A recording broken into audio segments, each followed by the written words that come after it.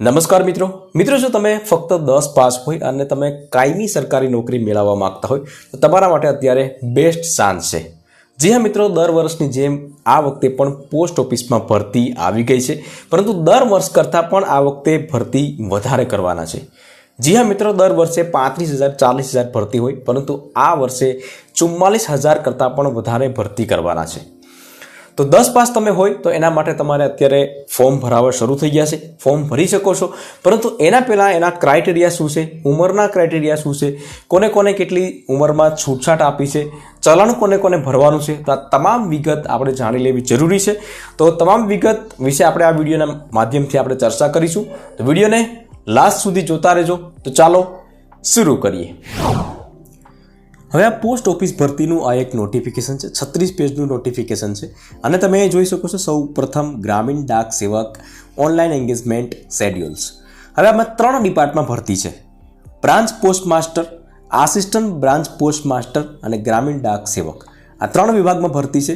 Online form ભરવા માટે આ જે ઇન્ડિયન પોસ્ટની ઓફિશિયલી વેબસાઇટ છે ત્યાંથી તમે ફોર્મ ભરી શકો છો। અહીંયા તમે જોઈ શકો છો, નીચે ડિસ્ક્રિપ્શન બોક્સમાં એ લિંક રાખી દઈશ, તો ત્યાંથી તમે ડાયરેક્ટ ફોર્મ ભરી શકશો। હવે ફોર્મ ભરવા માટેની તારીખ જાહેર કરી દેવામાં આવી છે। 15/7/2024 થી 5/8/2024 સુધી તમે રજિસ્ટ્રેશન અને ફોર્મ ભરી શકશો। પરંતુ તમે એમાં કોઈ મિસ્ટેક કરી હોય ને તમે કોઈ કરેક્શન કરવા માગતા હોય, એડિટ કરવા માગતા હોય, તો એમાં 6/8/2024 થી 8/8/2024 સુધી, મતલબ કે 2-3 દિવસનો ગાળો છે, તો તેમાં તમે એડિટિંગ અથવા તો કરેક્શન કરી શકો છો। હવે વાત કરી લઈએ પગાર ધોરણ તમારો કેટલો રહેશે। તો બીપીએમ મતલબ કે બ્રાન્ચ પોસ્ટ માસ્ટરનો પગાર હશે 12,000 થી 29,380 રૂપિયા પગાર હશે। એબીપીએમ મતલબ કે આસિસ્ટન્ટ બ્રાન્ચ પોસ્ટ માસ્ટર અને ગ્રામીણ ડાક સેવક છે, તો એનો પગાર છે 10,000 થી 24,770 રૂપિયા, આટલો પગાર હશે। ઉંમરના ક્રાઇટેરિયાની વાત કરીએ તો અહીંયા ઉંમર મિનિમમ 18 વર્ષથી મેક્સિમમ 40 વર્ષ। આ જનરલ કેટેગરીના ઉમેદવારો માટે છે।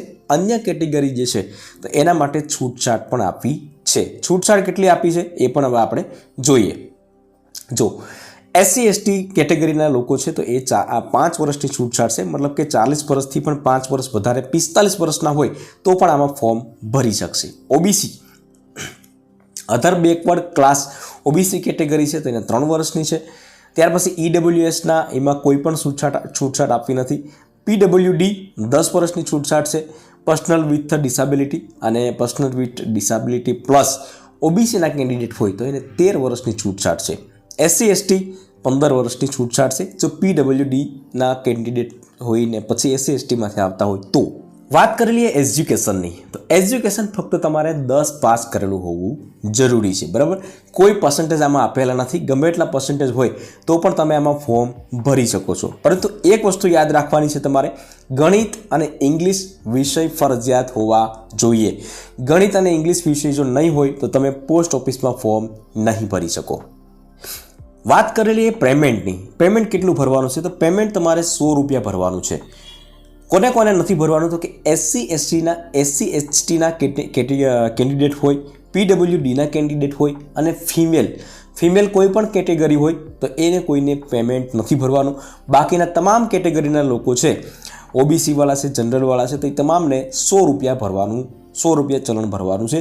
100 રૂપિયા તમે ઓનલાઈન પણ તમે ભરી શકો છો।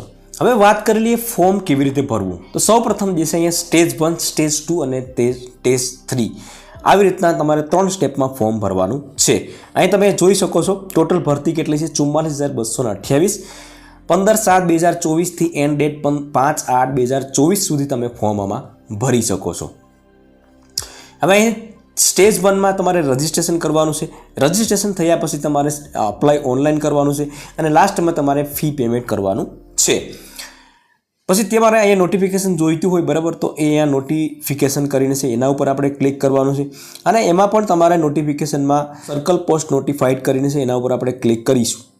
તો કયા રાજ્યની અંદર કેટલી ભરતી છે તો એ પણ તમે અહીંયા જોઈ શકશો, કારણ કે 44,000 ભરતી જે છે તમે અહીં જોઈ શકો છો, 44,228 ભરતી છે, પરંતુ એ ભારતના તમામ રાજ્યની અંદર ભરતી છે। કોઈ ગુજરાત રાજ્યની અંદર એકમાં ભરતી નથી। પરંતુ આપણે ગુજરાત રાજ્યની વાત કરીએ તો અહીંયા ગુજરાત 9મા નંબરે છે।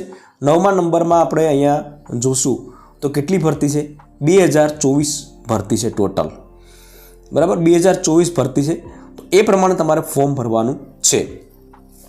હવે તમે એવું વિચારતા હશે મિત્રો કે ફોર્મ આમાં કેટલું મેરિટ હોવું જરૂરી છે. તો મેરિટનું તો કોઈ આમાં લખેલું નથી કે ભાઈ તમારા એટલા પર્સન્ટ હોવા જોઈએ, પરંતુ 65-70% વધારે તમારા પર્સન્ટેજ હોય તો તમે આમાં ચોક્કસથી ફોર્મ ભરી શકો છો. તો ફોર્મ કેવી રીતે ભરવું એના વિશે પણ આપણે એક અલગથી સ્ટેપ બાય સ્ટેપ માહિતીનો વિડીયો બનાવીશું મિત્રો. હજી સુધી ચેનલને સબસ્ક્રાઇબ ના કરી હોય તો ચેનલને સબસ્ક્રાઇબ કરી લેજો, વિડીયોને એક લાઇક કરી લેજો, અને આ નોટિફિકેશન જો તમે વાંચવા માંગતા હોય અથવા તો તમે ફોર્મ ભરવા માંગતા હોય તો તમારે આ લિંક જે છે નીચે ડિસ્ક્રિપ્શન બોક્સમાં રાખી દઈશ, તો ત્યાંથી તમે નોટિફિકેશન ચેક કરી શકશો, ફોર્મ ભરી શકશો. પરંતુ ફોર્મમાં અત્યારે વેબસાઇટ હેંગ થતી હશે, વેબસાઇટ ઓપન ના થાય તો કોઈ ગભરાવાની જરૂરિયાત નથી. થોડો સમય વયો જશે, થોડો લોડ ઓછો થશે વેબસાઇટમાં, એટલે ઓપન થઈ જશે, તમે આરામથી ફોર્મ ભરી શકશો. પરંતુ મિસ્ટેક કર્યા વગર તમારે ફોર્મ ભરવાનું છે.